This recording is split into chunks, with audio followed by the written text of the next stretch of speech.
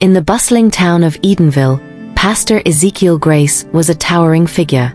His megachurch, the Light of Salvation, drew thousands every Sunday, their wallets open as freely as their hearts. With his silver hair, booming voice, and promises of divine prosperity, Ezekiel was untouchable, a modern-day prophet. His sermons, broadcasted nationwide, raked in millions in tithes and offerings.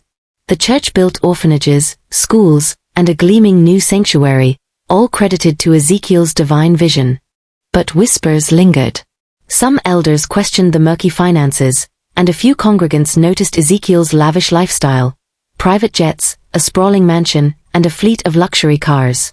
God rewards the faithful, he'd say, silencing doubters with a smile.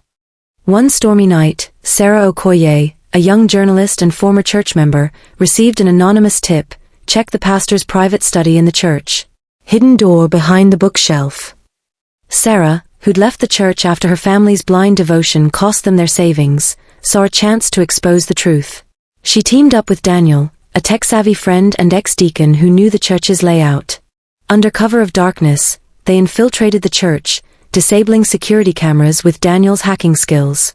In Ezekiel's opulent study, lined with gold-framed scriptures, they found the bookshelf. After fumbling with books, a click revealed a hidden door. Beyond it was a secret room, its walls stacked with cash, bundles of dollars, euros, and naira, alongside gold bars and luxury watches. A ledger detailed offshore accounts and siphoned church funds. Sarah's camera flashed, capturing the hoard. Their escape was narrow. A security guard nearly caught them, but a power outage, thanks to Daniel's quick thinking, gave them seconds to flee.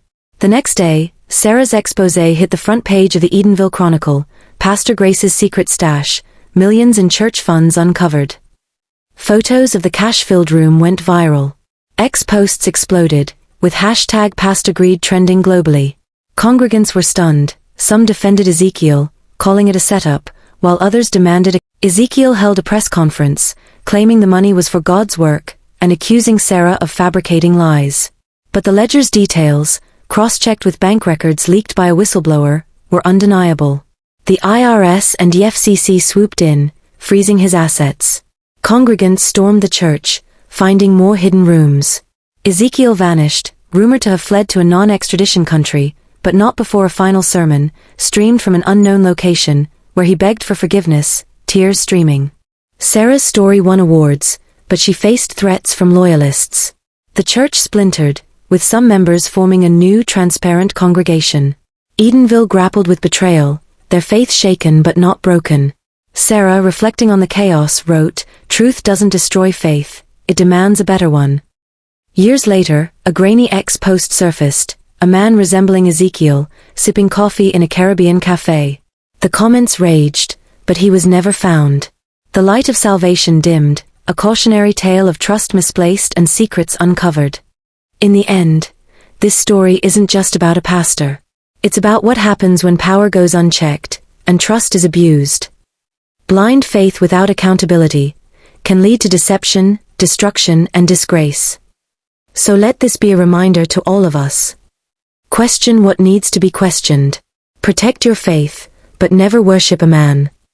Because even behind the brightest pulpits, darkness can hide in plain sight. Stay vigilant. Stay wise. And above all, keep your eyes on God, not the gold. If this story opened your eyes, don't keep it to yourself. Backhand index pointing right, hit the like button to expose the truth. Writing hand comment below, do you think this was betrayal or a setup? Bell subscribe for more shocking true stories the world needs to hear. And don't forget to share this video, because someone you know might be blindly following a lie.